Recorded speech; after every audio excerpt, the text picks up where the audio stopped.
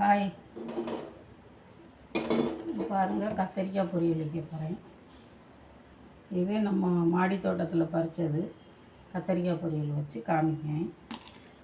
அதுக்கு தேவையான அளவு மிளகாய் எடுத்துருக்கேன், பொடி வெங்காயம் எடுத்துருக்கேன், தேங்காய் எடுத்துருக்கேன், 5 பூண்டு எடுத்துருக்கேன்.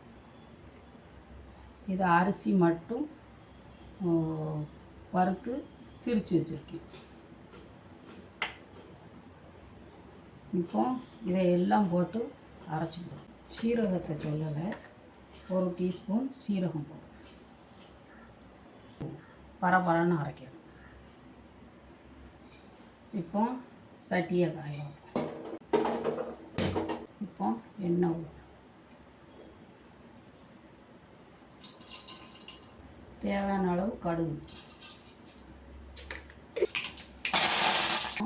காய போடும்.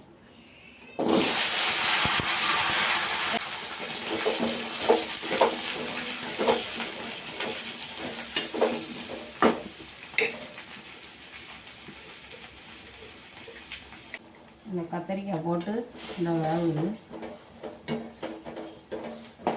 கொஞ்சம் தண்ணி விட்டுருக்கு. இப்போ தான் நல்லா நின்று வேகும். குழைய விடக்கூடாது. கொஞ்சம் தேவையான அளவு உப்பு போட்டு, கல் உப்பு தான் போடணும். கல் உப்பு தான் போடணும், அப்போ தான் டேஸ்ட் கிடைக்கும். அந்த காய்க்குள்ளே போய் நல்லா இறங்கும்.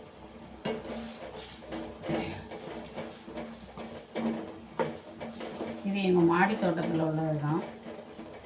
சூப்பராக சுவையாக இருக்குது, நல்லா இருக்குது. கத்தரிக்காய் பொரியல் வச்சு சரி இன்றைக்கி வைப்போமே அப்படின்ட்டு வைக்கேன்.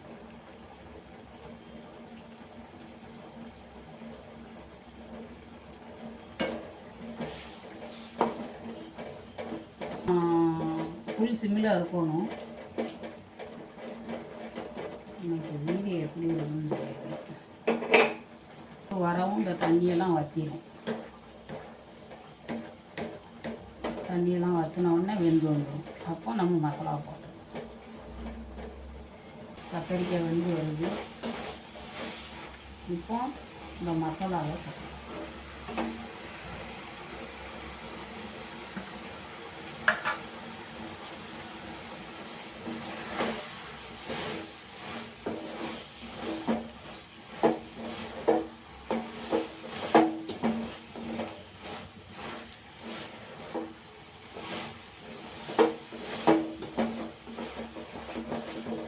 கத்தரிக்காய் வந்து குழைய விடக்கூடாது. வெந்திருக்கவும் செய்யணும், குழையவும் கூடாது. அப்படின்னா நல்லா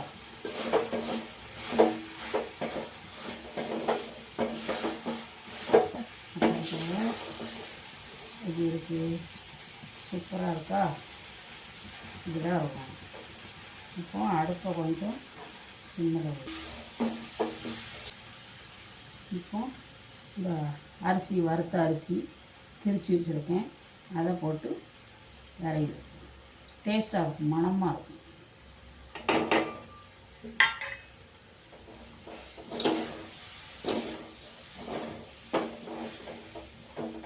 அரிசி எப்போவுமே பொரியல், கீரை இந்த மாதிரி பொரியல் பண்ணணும் அப்படின்னா அரிசி பொடிச்சு போட்டு இப்படி மிக்சியில் அடித்து 1-2 அடித்து போட்டோம்னா நல்லா கமகமான மணக்கும். இப்போ அவ்வளோதான், இறக்க வேண்டியது. அழகான கத்தரிக்காய் பொரியல் ரெடி. வெந்தய குழம்பு வச்சு கத்தரிக்காய் பொரியல் பொரிச்சிருக்கேன். தக்காளி பழம், முருங்கைக்காய், பொடி வெங்காயம் போட்டு வெந்தய பொரியலை பாருங்கள், சூப்பராக இருக்கா? வச்சுருந்தா லைக் பண்ணுங்கள்.